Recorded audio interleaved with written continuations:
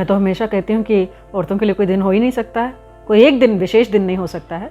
आप एक दिन सेलिब्रेट ज़रूर कर सकते हैं, लेकिन हर महिला का हर दिन होता है। एक चीज़ जो मुझे बड़ी अच्छी लगी कि जो फूलो झानो आशीर्वाद योजना में जो महिलाएं हैं जो गाँव में रहती हैं, उसमें जो है एक प्रयास किया गया, सतत प्रयास किया गया कि उनको वो जो यहाँ पे मिलने वाला लिकर होता है, लोकल लिकर है, हड़िया या दारू बोलते हैं उसको वो बेचती थी। तो एक छोटा सा प्रयास किया गया कि इनको इससे दूर रखा जाए, किसी की अपनी दुकान हो, कोई अपना छोटा सा व्यवसाय करे। तो एक प्रयास, सतत प्रयास ये किया गया। महिलाओं की बहुत सारी मांगें हैं, समाज कल्याण ने बहुत सारे ऐसे प्रयास किए हैं लगातार। सबसे बड़ी मांग जो रही है, जो लगातार पूछा जाता है, वो है महिलाओं की राजनीति में आरक्षण की। निश्चित तौर पर आरक्षण मिल जाएगा, लेकिन पेन एंड पेपर वाला आरक्षण नहीं चाहिए हमको। मुझे लगता है सबसे बड़ा प्रयास होना चाहिए हमारी बेटियों को शिक्षित करने का, उनको आत्मनिर्भर बनाने का, उनको जो है सशक्त बनाने का।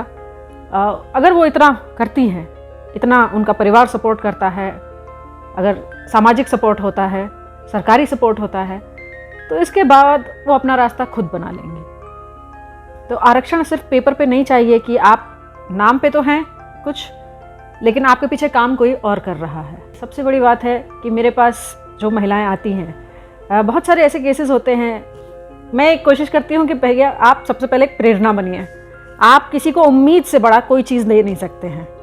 तो मुझे बड़ा अच्छा लगता है जब छोटी लड़कियाँ मेरे पास आती हैं या कुछ महिलाएं मेरे पास आती हैं कि आप ही कर सकती हैं। मैंने कहा भैया मेरे में ऐसा क्या है, नहीं आप इतना चुनाव लड़ गई, जीत गई, ऐसा हुआ वैसा हुआ।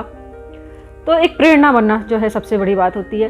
दूसरा, जहाँ तक महिलाओं के लिए करने की बात है, उसमें लगातार एक सतत प्रयास रहा है कि उनके साथ एक जुड़ाव रहे। आधी आबादी को पूरा का हक है, संविधान उसे पूरा का हक देता है, लेकिन अगर आप शिक्षित नहीं हैं, अगर आप अपने अधिकारों के बारे में नहीं जानते हैं, तो आपके लिए आप अपने अधिकारों का इस्तेमाल नहीं कर सकते हैं, तो आपके लिए कुछ भी नहीं है फिर।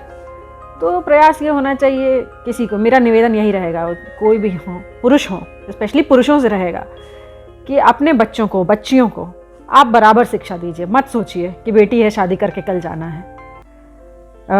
हम भी बेटी थे, आज शादी करके आए। आज अगर खुद में मुझे इतना मजबूत मेरे घर से नहीं बनाया गया होता, तो मेरे लिए भी यहाँ खड़े होना और बोलना बहुत मुश्किल होता। कुछ तो समाज में जो बुराइयां हैं, जैसे दहेज एक बहुत बड़ी समस्या थी।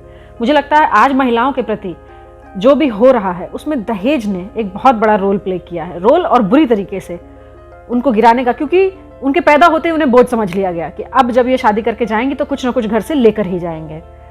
तो इस प्रयास को हर वर्ग को, हर जाति को, किसी भी समुदाय के लोग हों, उनको प्रयास करना चाहिए कि अपने बच्चों को, बच्चियों को शिक्षित बनाएं, बच्चों को, लड़कों को भी शिक्षित बनाएं। कहीं भी भेदभाव नहीं करना चाहिए। जब आप भेदभाव नहीं करेंगे तो वो वही सीखेंगे और आगे चल के वो अपनी पीढ़ी के साथ कभी भेदभाव नहीं करेंगे। ये जो कुचक्र है, इसको खत्म करना ही होगा। महिलाओं से यही कहना चाहूँगी कि दूसरे के भरोसे कभी नहीं रहना है। आपने स्वयं जन्म लिया है, आपका अपना शरीर है, आपका अपना मन है। आप अपने हिसाब से जो है ढलिए और मजबूत बनिए, क्योंकि ये जीवन आपको जीना है। आगे चल के आपकी परेशानियां स्वयं आपको झेलनी है। साथ लोग दे सकते हैं, लेकिन समस्या का समाधान आपको स्वयं करना है। अगर आप शिक्षित होंगे, आप अपने अधिकारों के बारे में जानेंगे, तो आप उन समस्याओं से बेहतर जो है लड़ सकते हैं।